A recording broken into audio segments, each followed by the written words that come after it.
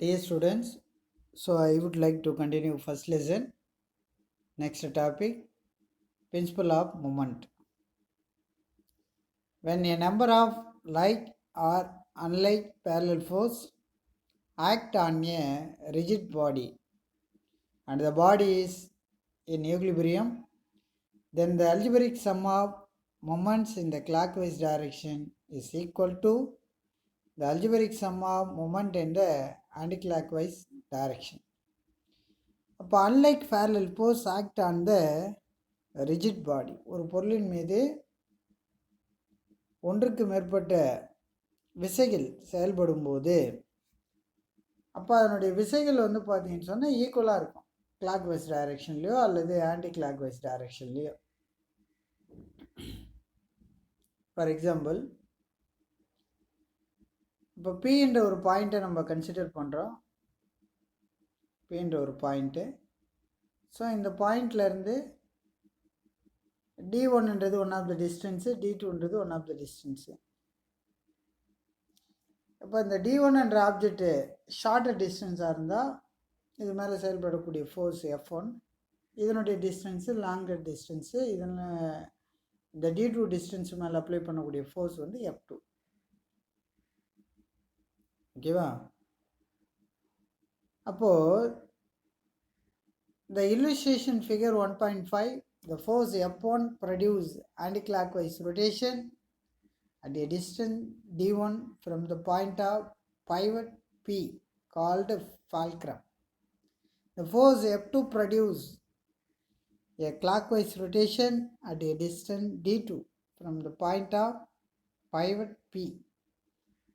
The principle of moment can be written as, அப்போ principal of moment அதை எப்படி right பண்ணுவோம் அப்படின்னா, moment in clockwise direction is equal to moment in anti clockwise direction. ஓகேவா? So அடுத்து நம்ம பார்க்க போகிறது நியூட்டனுடைய செகண்ட் லா, நியூட்டனுடைய இரண்டாம் விதி. According to this law, the force acting on a body is directly proportional to the rate of change of linear momentum of a body, and the change of momentum take place in the direction of force. அதாவது என்ன சொல்கிறார் அப்படின்னு சொன்னால், force acting on a body, விசை செயல்படும் போது directly proportional to the rate of change of linear momentum.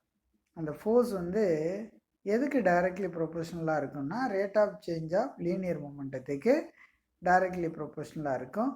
அப்போ இந்த டெரிவேஷன் மூலயமா அதை நம்ம என்ன பண்ணலாம் அப்படின்னு சொன்னால் ப்ரூவ் பண்ணலாம். அப்போ ஒரு பாடியை கன்சிடர் பண்ணுறோம், அதனுடைய மாஸ் வந்து எம்ன்னு எடுத்துக்கிறோம். Tன்றது டைம் இன்டர்வல்லு, Vன்றது வெலாசிட்டி, Fன்றது ஃபோர்ஸ், Uன்றது இனிஷியல் ஸ்பீடு. அப்போ இங்கே பாருங்கள், அப்போ Uன்றது இனிஷியல் ஸ்பீட், Vன்றது ஃபைனல் ஸ்பீடு, Tன்றது டைம் டேக்கன், Fன்றது ஃபோர்ஸு, Fன்றது ஃபோர்ஸு. ஓகேவா? அந்த ஆப்ஜெக்டுடைய மாஸ் வந்து நம்ம எம்ன்னு எடுத்துக்கிறோம்.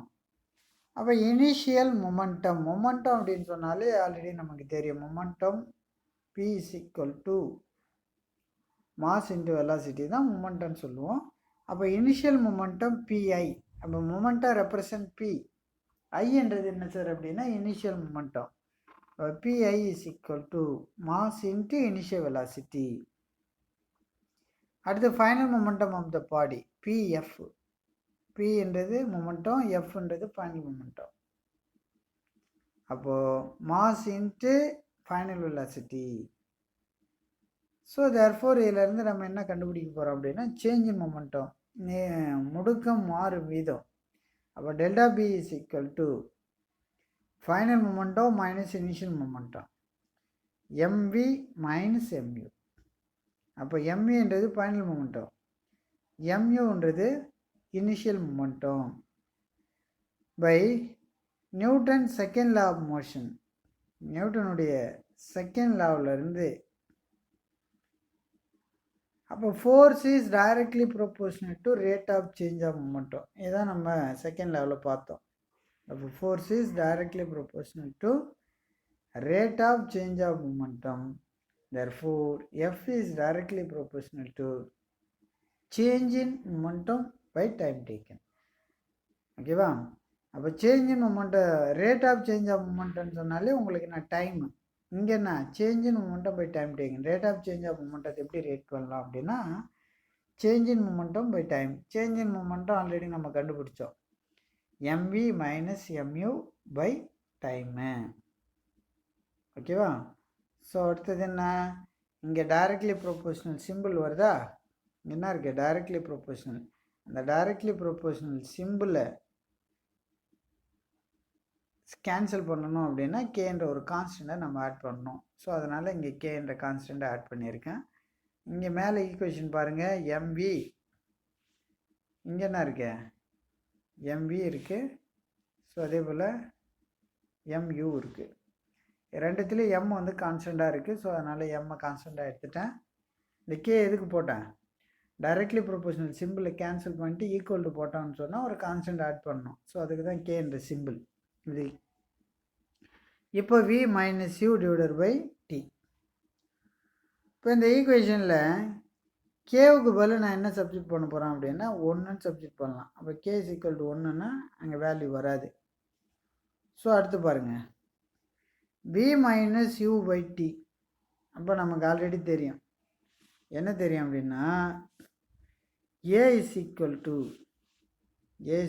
To v minus u by t. அதாவது change in velocity by time taken, acceleration.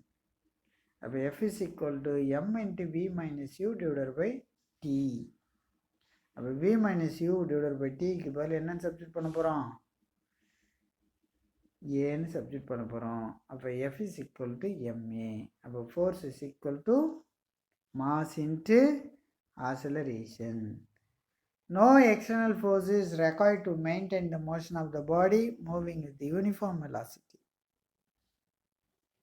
External force வெளிப்புற விசை நம்ம அப்ளை பண்ணாத வரைக்கும் அந்த ஆப்ஜெக்ட் பார்த்தீங்கன்னா ஒரு யூனிஃபார்ம் ஸ்பீடில் மூவ் ஆகும். When the net force is acting on the body is not equal to 0, then definitely velocity of the body will change. அப்போ ஃபோர்ஸ் அப்ளை பண்ணும்போது அதனுடைய வெலாசிட்டி சேஞ்ச் ஆகும். Thus change in momentum take place direction of force. அப்போ மொமெண்டத்தை பொறுத்து அந்த ஆப்ஜெக்டுடைய direction change ஆகும். The change may take place either in magnitude or direction in both. அது எதை பொறுத்து அமையலாம் அப்படின்னா அதனுடைய மேக்னிடியூட் எண் மதிப்பை பொறுத்தோ அல்லது அதனுடைய திசையை பொறுத்தோ இருக்கலாம்.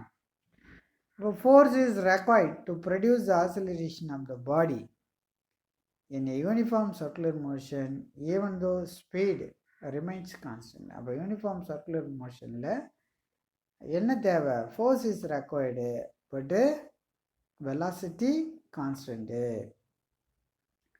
At the direction of the velocity changes at every point the circular path, the acceleration produced along the radius is called centripetal acceleration. அப்போ என்ன ஆகும் அப்படின்னு சொன்னால் வெலாசிட்டி சேஞ்ச் ஆகும்போது சர்க்குலர் பாத்தில் அதனுடைய ஆக்சிலரேஷன் மாறும். எதான் என்னன்னு சொல்கிறோம் அப்படின்னா சென்ட்ரிபெடல் ஆக்சிலரேஷன். ஓகேவா? The next unit of force. அப்போ SI unit of force newton. CGS சிஸ்டத்தில் டைன் அப்படின்னு சொல்லுவோம். அப்போ definition of 1 newton, the amount of force required for a body mass 1 kilogram produce an acceleration. அப்போது 1 கிலோகிராம் மாஸுடைய object வந்து produce பண்ணக்கூடிய acceleration 1 metre per second இருந்தால் அதை 1 நியூட்டன் அப்படின்னு சொல்லுவோம். அப்போ definition of dyne, the amount of force required for a body mass 1 gram produce an acceleration 1 cm/s². அப்போ 1 dyne is equal to 1 gram cm/s². அப்போது 1 கிராம் அளவுடைய ஒரு சப்ஸ்டன்ஸு ப்ரொடியூஸ் பண்ணக்கூடிய ஆக்சிலரேஷன் 1 cm/s² இருந்தால் அதை 1 dyne அப்படின்னு சொல்லுவோம். therefore 1 Newton is equal to 10⁵ dyne. The next unit of force.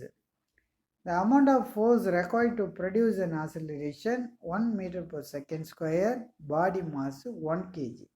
அப்போது 1 kilogram அளவுடைய ஒரு பொருளானது ப்ரொடியூஸ் பண்ணக்கூடிய ஆசிலரேஷன் 1 மீட்டர் per செகண்ட் ஸ்கொயராக இருந்தால் அதை யூனிட் ஃபோர்ஸ் அப்படின்னு சொல்லலாம். Gravitational unit force. In SI system of unit, gravitational unit of force is kilogram force represented by the kgf. அப்போது கிராவிடேஷனல் யூனிட் ஆஃப் ஃபோர்ஸை நம்ம கிலோகிராம் ஃபோர்ஸ்ன்னு சொல்லலாம். CGI system unit is gram force represented by the GF. அப்போ 1 kilogram force 1 kilo into force. அப்போது 1 KG அதனுடைய force எவ்வளோ 9.8 metre per second square ஃபோர்ஸோடைய வேல்யூ. Therefore 9.8 newton. அப்போது 1 கிராம் ஃபோர்ஸ் அப்போது 1 இன்ட்டு ஃபோர்ஸோடைய வேல்யூனா gram force 98 centimetre per second square. Therefore 980 dyne. So remaining topic continue to next video. So thank you.